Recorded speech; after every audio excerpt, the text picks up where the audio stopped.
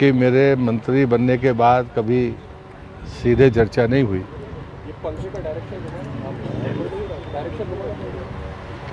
इस बीच में हम लोगों ने कुछ फैसले लिए हैं। जैसे 2014 से अब तक असंगठित क्षेत्र हो या औद्योगिक क्षेत्र हो, जो नियम के मुताबिक हर 5 साल में बेज रिवीजन होना चाहिए, वो 2014 से नहीं हुआ था। तो मैंने उसका निर्णय लिया है और 25% औद्योगिक क्षेत्र हो या असंगठित क्षेत्र हो, स्किल्ड और अनस्किल्ड दोनों क्षेत्रों में मजदूरी बढ़ाने का फैसला हमने लिया था। और मुझे लगता है कि जितने भी क्षेत्रों में मजदूर काम करते हैं, उनके वेलफेयर की चिंता करना, उनकी सुरक्षा की चिंता करना, ये मंत्रालय का काम है। टीम हमारे पास में जो है, उसमें अभी बहुत रिक्तताएं हैं। वो रिक्तताएं मैंने किसी की रिपोर्ट में पढ़ी भी है। और दूसरे ग्रेड पर तो आश्चर्यजनक रिक्तता है। इसलिए आते भी हमने, चूंकि अभी कोर्ट का मामला है, तो हम सीधे प्रमोशन के उस रास्ते पर नहीं जा सकते, और इसलिए प्रभार के माध्यम से हमने नीचे से ऊपर करने की कोशिश की है। वो जानकारी आपको डिपार्टमेंट में पारदर्शी ढंग से मिल जाएगी, ताकि निचले स्तर से हम भर्तियां शुरू करें और हमारा मैन पावर हमारे पास में उपलब्ध हो, ताकि हम बेहतर तरीके से मजदूरों के हितों की चिंता कर सकें, श्रमिकों के हितों की चिंता कर सकें। मेरे पास में जो असंगठित क्षेत्र के मजदूरों के काम करने का 4 वर्ष का देश का अनुभव है, उस आधार पर मेरी रुचि भी इस विभाग में है। और इसी बात को लेकर एक मेरे मंत्री बनने के बाद हरदा की घटना घटी थी, और जब मैंने उसको संज्ञान में लिया तो मैं बहुत भौचक था कि उसके पहले भी 2015 में जब दुर्घटना उसी जगह पर हुई थी, तो जो हमारा अधिकारी था वो कोर्ट में गवाही देने नहीं गया, इसलिए वो केस एक्विट हो गया। और ठीक उसके तत्काल बाद फिर वही घटना घट गई।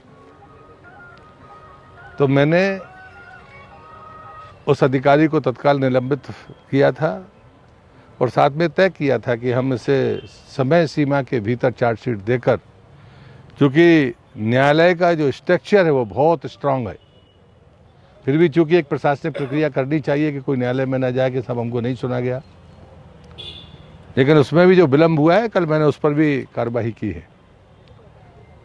और मैं आपके सामने कहता हूं कि ऐसे लोगों को सेवा का अधिकार नहीं है, और इसलिए उनसे अवसर मांगा गया है। कल उनको चार्जशीट दी गई है, और जिनने इसमें विलंब किया उनके खिलाफ भी मैंने कल कार्रवाई की है। वो उच्च अधिकारी है। एक और संज्ञान हमें जो मीडिया के माध्यम से आया था कि भोपाल में जीवित लोगों को संबल का लाभ दे दिया गया। उसको मैंने अपने पीएस को कहा था, उन्हें संज्ञान में लिया, और कल निगम के साथ 6 अधिकारियों को निलंबित किया गया है। और मैंने कल ही निर्देश दिए थे कि हमको रिकवरी के लिए निगम कमिश्नर को पत्र जाना चाहिए हमारी तरफ से, कि आप जो कार्रवाइयाँ करते हैं, क्रिमिनल केस की FIR करते हैं, वो आपका जुरिडिक्शन है, लेकिन संबल का भुगतान चूंकि श्रम मंत्रालय के पैसे से होता है, और इसलिए मैंने ये कार्रवाइयाँ की हैं। मैं आपसे ये अपेक्षा करता हूँ कि ये गरीब के हितों का मामला है।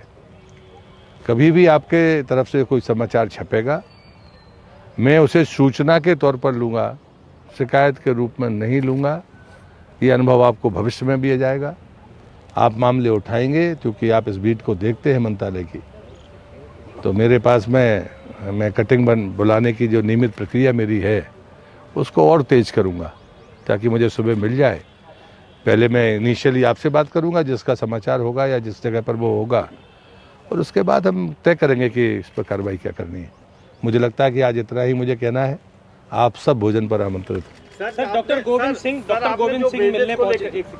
एक करके पूछो ना। सर जो आपने वेजेस रिवाइज्ड वेजेस की बात करी है वो क्या होगा सर, उसका क्या स्ट्रक्चर? मैं अभी आपको सर्कुलेट कर रहा हूँ उसके बेनिफिट 25% स्लैब रेट में। सर हरदा मामले में ऐसा कहा जा रहा है, वहाँ से फीडबैक आ रहा कि मुआवजा वहाँ पे कम मिला है, उस दिशा में कुछ सोचा जा रहा है? अभी मैंने कल रिपोर्ट को स्वीकार नहीं किया है, क्योंकि मैं आइडेंटिटी को लेकर मैंने जो सवाल किए हैं अपने विभागीय अधिकारियों से, मैं स्वयं संतुष्ट नहीं हूं।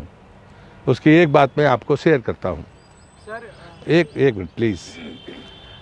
यदि 2015 में उसी जगह पर हादसा हुआ था तो उस फैक्ट्री में काम करने वाले मजदूरों की संख्या का एनरोलमेंट किसी के पास क्यों नहीं है? और जब अभी आप पीड़ितों की संख्या बता रहे हैं, उसमें पब्लिक के लोगों की संख्या ज्यादा बताई जा रही है, मजदूरों की संख्या तो 32 ही है। तो जब सूची ही नहीं है तो वेरिफिकेशन किस आधार पर है? आप किसी घायल को पूछकर उसको मजदूर बता रहे हैं, या वो मजदूर होगा? मैं उसको मैं बहस में नहीं पड़ रहा।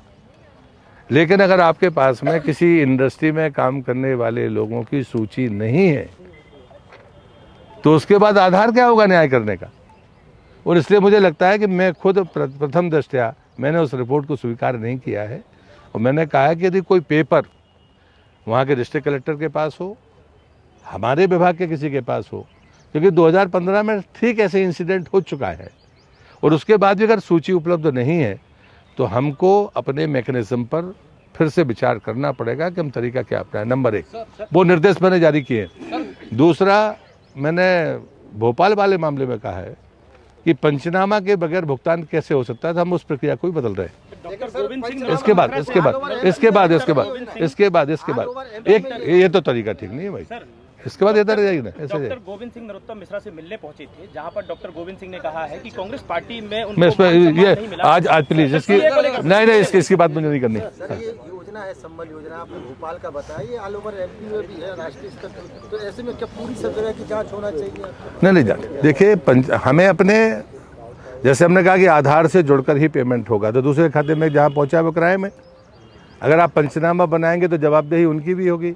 अब ये इस घटना के बाद से वो नगर निगम कमिश्नर को, वो मेरा क्षेत्र नहीं है, मेरा क्षेत्र है कि लेफ्ट को रोकना, वो मेरी ड्यूटी है। आप कुछ बोलो। इसके बाद फिर ये ग्रामीण स्तर पे बहुत कहा जाता है कि लोकल लीडर्स ठेकेदारी के माध्यम से कई बार ग्रामीणों के जो लेबर्स होते हैं उनका मुआवजा खा देते हैं, और अभी तक कोई मध्य प्रदेश में स्टैंडर्डाइज पेमेंट सिस्टम ना टेंडरिंग सिस्टम है, और उसकी वजह से कई बार होता है कि वेजेस लोगों की खा ली जाती है और वो कई समय तक भटकते माइग्रेट करते। नहीं, मुझे लगता है कि जो ऑर्गेनाइज वे में जो आपका कॉन्टेक्चुअल लेबर है उसकी सूची का प्रावधान है, उसके लिए हम लोगों ने कोशिश की है। मैन पावर की कमी मैंने आपको पहले ही कही है, हम उसको दुरुस्त करेंगे और उसका कोई मैकेनिज्म बनाएंगे और उसके बाद आपके सामने आएंगे। एक सवाल है, एक से इसके बाद ये फिर आपको बताओ। मनरेगा का करीब 1000 करोड़ रुपया सर अभी पिछले 3 महीने से लंबित है सर, वेज नहीं हो पा रहा सर, उसके लिए क्या कुछ किया है? नहीं, अभी 127 करोड़ आए थे, शायद कल तक 350 या 338 करोड़ के आसपास आ जाएंगे पैसे उसके, और मटेरियल का पैसा आ गया है, वो पैसा भी उसमें आ रहा है।